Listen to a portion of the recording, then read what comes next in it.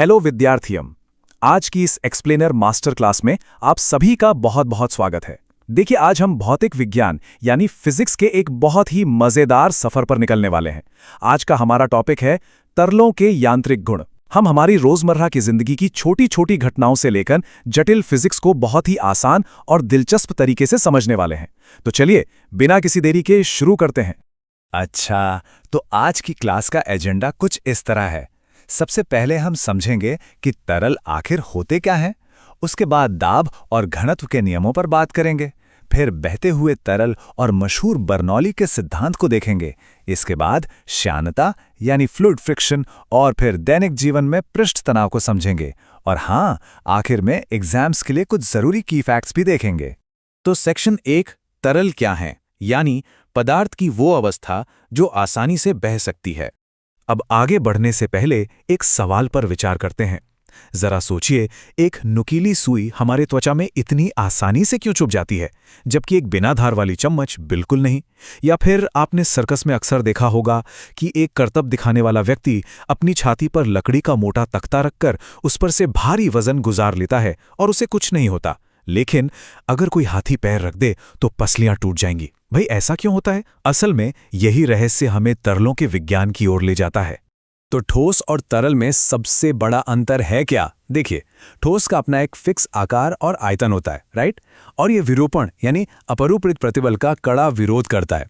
लेकिन तरल यानी गैस और द्रव, इनकी कहानी थोड़ी अलग है। ये जिस बर्तन में रखे जाते हैं बस उसी का आकार ले लेते हैं। और मजे की बात यह है कि ठोस की तुलना में तरलों का अपरूपित प्रतिबल लगभग 10 लाख गुना कम होता है। इसका सीधा सा मतलब यह है कि थोड़ा सा भी बल लगाने पर ये आसानी से बहने लगते हैं। यही तरलों की सबसे बेसिक परिभाषा है। सेक्शन 2 दाब और घनत्व के नियम। ये तरल यांत्रिकी का गणितीय आधार है। और ध्यान दीजिएगा, परीक्षा में न्यूमेरिकल प्रश्न हल करने के लिए ये बहुत ही महत्वपूर्ण है। तो दाब या प्रेशर आखिर है क्या? परिभाषा के अनुसार प्रति एकांक क्षेत्रफल पर लगने वाले अभिलंबवत बल को दाब कहते हैं। इसका फॉर्मूला है P = F/A और इसकी इकाई पास्कल होती है। अब यहां हम अक्सर एक बहुत बड़ी गलती करते हैं। फॉर्मूले में बल देखकर हम अक्सर दाब को एक सदिश यानी वेक्टर राशि मान लेते हैं, लेकिन ऐसा बिल्कुल नहीं है। दाब एक अदिश यानी स्केलर राशि है। फॉर्मूले में जो बल है वो वास्तव में पृष्ठ के लंबवत लगने वाला घटक है। एग्जाम्स में ये फैक्ट अक्सर फंसाने के लिए पूछा जाता है, तो इसे याद रखिएगा। अब बात करते हैं घनत्व की। घनत्व यानी किसी पदार्थ के द्रव्यमान और आयतन का अनुपात। पानी का घनत्व 1000 किलोग्राम प्रति घन मीटर होता है। वहीं संपूर्ण रक्त यानी हमारे खून का घनत्व इससे थोड़ा सा ही ज्यादा 1060 है।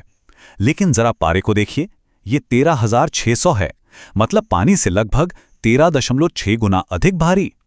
पास्कल के नियम या दाब के सवाल हल करते समय ये वैल्यूज बहुत काम आती हैं। चलिए इसे एक उदाहरण से समझते हैं। मान लीजिए एक 40 किलो का व्यक्ति खड़ा है। अब उसके शरीर के ऊपरी भाग का वजन उसकी जांघ की हड्डियों यानी फीमर पर कितना दाब डालता है, इसे स्टेप बाय स्टेप देखते हैं। स्टेप 1, बल निकालिए जो द्रव्यमान और गुरुत्वीय त्वरण का गुणा है, यानी 400 न्यूटन। स्टेप 2, दोनों हड्डियों का कुल क्षेत्रफल निकालिए जो 20 × 10⁻⁴ मीटर स्क्वायर है। स्टेप 3, फॉर्मूला P = F/A लगाइए। और स्टेप 4, हमारा उत्तर आता है 2 लाख पास्कल। जरा सोचिए, हमारे शरीर की हड्डियां कितना जबरदस्त प्रेशर सहती हैं। यह सीधा आपकी पाठ्यपुस्तक का उदाहरण है, इसका अच्छे से अभ्यास कर लीजिएगा। सेक्शन 3 तरल प्रवाह और बर्नौली का सिद्धांत।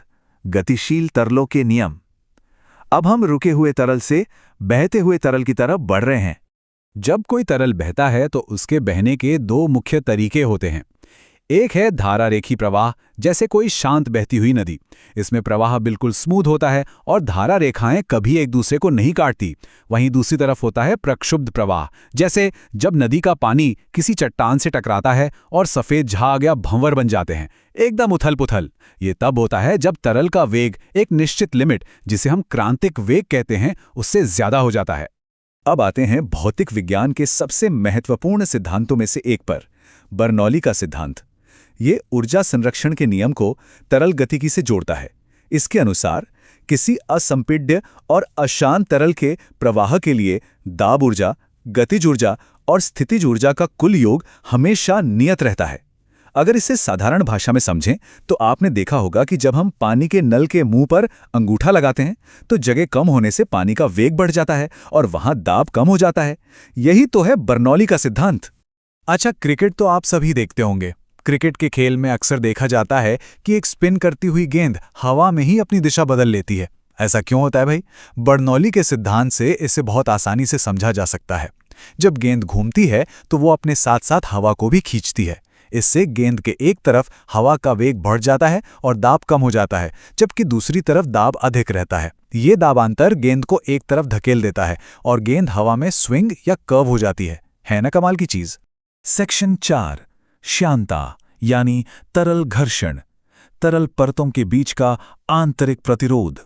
एक रोजमर्रा के उदाहरण पर गौर करते हैं। मान लीजिए हम एक कांच की प्लेट पर थोड़ा सा तेल और दूसरी पर थोड़ा सा शहद रखते हैं।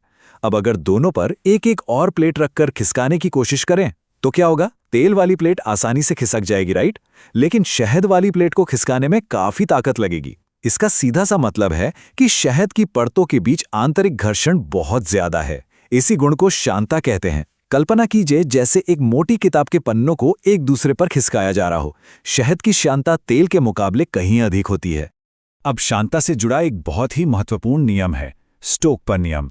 ये परीक्षा के लिए एक पक्का फॉर्मूला है। जब कोई ए त्रिज्या का गोला किसी ईटा श्यानता वाले तरल में v वेग से गिरता है तो तरल उस पर एक श्यानकर्षण बल लगाता है। इसका फॉर्मूला है F = -6 पाई AV। इस फॉर्मूले के सारे वेरिएबल्स को एकदम अच्छे से याद कर लीजिएगा, ये न्यूमेरिकल्स में सीधे सीधे इस्तेमाल होते हैं। सेक्शन 5, दैनिक जीवन में पृष्ठ तनाव, तरल सतहों पर एक अदृश्य त्वचा। ये पृष्ठ तनाव असल में है क्या चीज? देखिए, पानी के अंदर मौजूद अणु चारों तरफ से दूसरे अणुओं से घिरे होते हैं, लेकिन जो अणु पानी की सतह पर होते हैं उन्हें सिर्फ नीचे वाले अणु ही अंदर की तरफ खींचते हैं। इस खिंचाव के कारण सतह के अणुओं में एक अतिरिक्त स्थितिज ऊर्जा आ जाती है और इसी वजह से पानी की सतह एक तनी हुई रबर की झिल्ली की तरह बिहेव करती है। इसी को हम पृष्ठ तनाव कहते हैं। अब ये सोचने वाली बात है कि हमारे गंदे कपड़े सिर्फ पानी से क्यों नहीं धुल जाते? हमें डिटर्जेंट की जरूरत क्यों पड़ती है? होता यह है कि पानी अकेला ग्रीस या तेल को गीला नहीं कर सकता। डिटर्जेंट के अणु एकदम हेयर पिन के आकार के होते हैं। इनका एक सिरा पानी की ओर आकर्षित होता है और दूसरा सिरा तेल या ग्रीस की ओर। ये अणु पानी और तेल के बीच एक इंटरफेस बनाते हैं, जिससे पानी का पृष्ठ तनाव कम हो जाता है और फिर पानी का बहाव बहुत आसानी से उस ग्रीस और गंदगी को बहा ले जाता है। हमारे घरों में रोज इस्तेमाल होने वाला ये कितना शानदार विज्ञान है। सेक्शन 6, परीक्षा के लिए महत्वपूर्ण तथ्य, एक रैपिड रिवीजन चेकलिस्ट। चलिए जल्दी से इन की पॉइंट्स को देखते हैं जो अक्सर परीक्षाओं में पूछे जाते हैं। पहला, पास्कल का नियम। किसी बंद तरल पर लगाया गया दाब बिना घटे हर दिशा में समान रूप से संचारित होता है। दूसरा, गेज दाब। यह वास्तविक दाब और वायुमंडलीय दाब के बीच का अंतर होता है। हमारी गाड़ी के टायर का प्रेशर या ब्लड प्रेशर नापने वाली मशीनें इसी गेज दाब को नापती हैं। तीसरा, बर्नौली सिद्धांत की एक सीमा है। यह उन तरलों पर लागू नहीं होता जिनमें श्यानकर्षण बहुत अधिक होता है, क्योंकि वहां ऊर्जा नष्ट हो जाती है। चौथा, तापमान का प्रभाव। तापमान बढ़ने पर द्रवों की श्यानता कम हो जाती है, लेकिन गैसों की श्यानता बढ़ जाती है। इसे एकदम अच्छे से रट लीजिएगा। और पांचवा, संतत्य समीकरण। किसी भी पाइप में जहां जगह संकरी होगी वहां तरल का वेग अपने आप बढ़ जाएगा। और अंत में आप लोगों के सोचने के लिए एक मजेदार सवाल। किसी कागज की पट्टी को सीधा या क्षैतिज रखने के लिए हमें कागज के ऊपर की ओर हवा क्यों फूंकनी चाहिए, नीचे की ओर क्यों नहीं? इस सवाल में बर्नौली के सिद्धांत का ही रहस्य छिपा है। जरा सोचिए कि ऊपर हवा फूंकने से वहां का वेग कैसे बढ़ता है और दाब कैसे कम होता है। इसे खुद से हल करने का प्रयास जरूर कीजिएगा। आज की इस मास्टर क्लास में बस इतना ही। सीखते रहें, विज्ञान के चमत्कारों को ऐसे ही समझते रहें और अपनी परीक्षाओं में बेहतरीन प्रदर्शन करें।